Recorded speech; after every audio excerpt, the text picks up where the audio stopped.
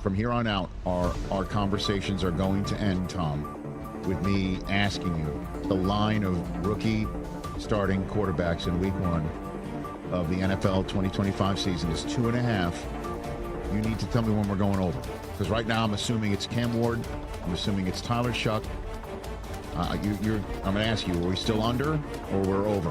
Right? Because you're under right now, 2.5. Well, as Brockman knows well, I can't give gambling advice. It's not gambling.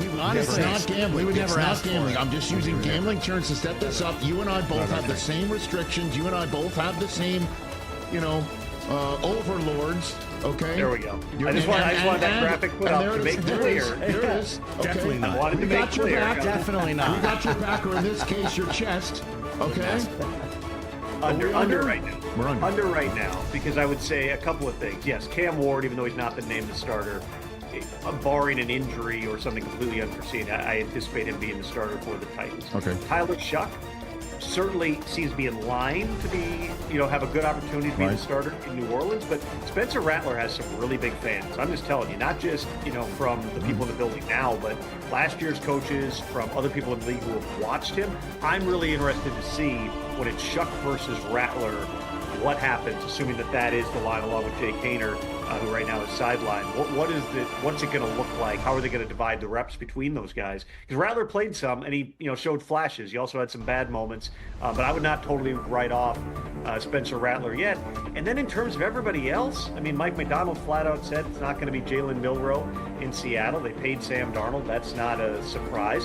In Cleveland, everybody's talking about Shedeur Sanders. That's the guy right. they drafted in the 3rd round is Dylan Gabriel. We got to see how they're lining up. I know that there's already a lot of people, talking and posting stuff, the passing stats and, whatever here. We are so early in the process. Having said that, it doesn't sound like Shedeur Sanders has done anything to hurt himself so far in Cleveland. It's just, it would be a really unusual situation for a rookie 5th-round pick to win a job, especially when, by virtue of their actions, the Browns didn't even think he was the better of the two between him and Dylan Gabriel. So that would be the other one to, potentially watch as we move through this thing. Mm-hmm. Jackson Dart, of course, is another one with the Giants. It seems like they want to be really cautious in terms of making sure they're bringing him along the right way. We also all know, I'm not breaking news here by saying there's a level of pressure and expectation around the Giants right now. If they feel like the guy that gives them the best chance to win when they get to the end of the preseason, Rich, is Jackson Dart, I don't think that they would hesitate to put him out there. Right now, the plan remains Russell Wilson. We'll see how long that lasts. Yeah, well, all due respect to Jackson Dart and, Jalen Milroe, this is really a cutesy way for me to ask you, is Shedeur starting for the Browns? So that this is going to be a shorthand end of our conversations from here on out, okay? Over, under, you're not giving gambling advice. Definitely not giving gambling advice, but I would take it. Tom, thank you very much. Tom Pelissero. Check out The Insiders with the rest of the Insiders on NFL Network and NFL Plus, not NFL Minus. All right, Tom Pelissero. So now that leaves us with what? A big void, huh? Now, so are you asking me, Rich, what I'm going to fill the Insiders with every weeknight at 7 p.m. on NFL Network for the foreseeable future? No, because I know it's going to be filled with guys who are waiting for a contract extension and are toying with the idea of not being there when they have to be to make a point. Obviously, Trey Hendrickson leads that list. It appears Terry McLaurin may be on that list. This man's Lion from Penn State over there, TJ Jefferson's Micah Parsons, says, I'm showing. It's really on Jerry. I want to win. He seems like to be a happy-go-lucky hold-inner, So did I kind of nail it? Or what? Did I miss anything? Tom? That is certainly a big part of the list. It's not just whether guys will show up, but to your point, are you guys actually going to participate in practice? And every year we have a dozen or so players who don't end up doing that. It is Trey Hendrickson. At this point, I'm not anticipating that anything gets done there prior to minicamp. Mike Parsons has already said himself that he's going to show up regardless. Is he actually going to do anything on the field?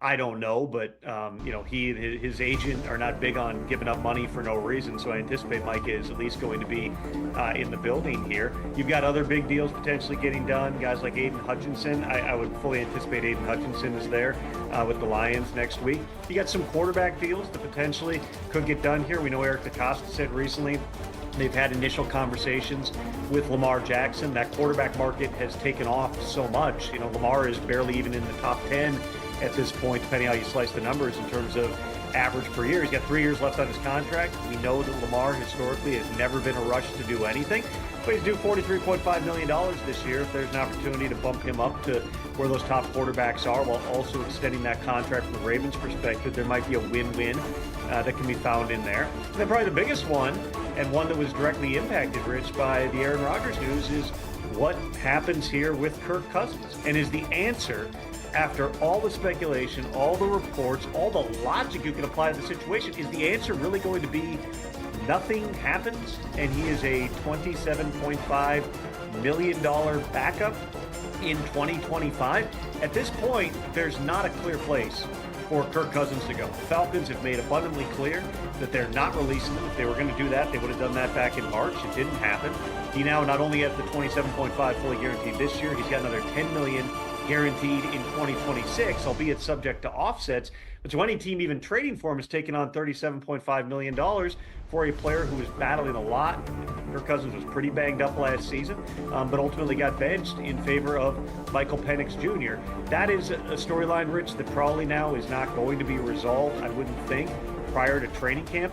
But the moment that somebody hits their thumb on a helmet, the moment that somebody pulls up lame with a hamstring, the moment anything happens to any quarterback, the first question is going to be, is this the team that trades for Kirk Cousins? And the caution that I would lend to that is the deeper into it that we get, the further into training camp and the preseason, the more that Kirk Cousins, a guy who is due this money regardless of whether he's played or not, and has family in Atlanta and is raising his kids in Atlanta, might be pretty reluctant to go, all right, this guy got hurt in the second preseason game. I'm going to pack up and move to City X, move my family, and go in and try to learn a playbook and learn my teammates quickly here.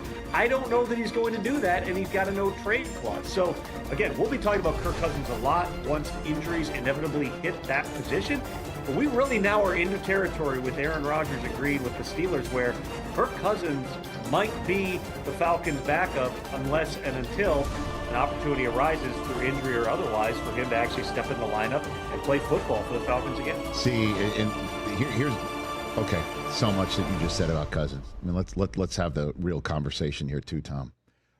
Number one, forget the economics of it. They're not releasing him because if they just released him, right? Just to say, you know, we're going to do right by we'll go into the season without you, even though we're already budgeted for it. Because if they release him in the spot, that might take him on the spot is New Orleans, and that very, very, very warm place has got to freeze over. I'm just sitting, you know, right now thinking about that. Maybe Minnesota would take a shot, you know, just to have him back there with JJ getting the gig. Although that might, you know, create hard some dynamic. Yeah, it's a hard dynamic. Sure. But from what you just said there, that Cousins might not be willing to go someplace if things, you know, remain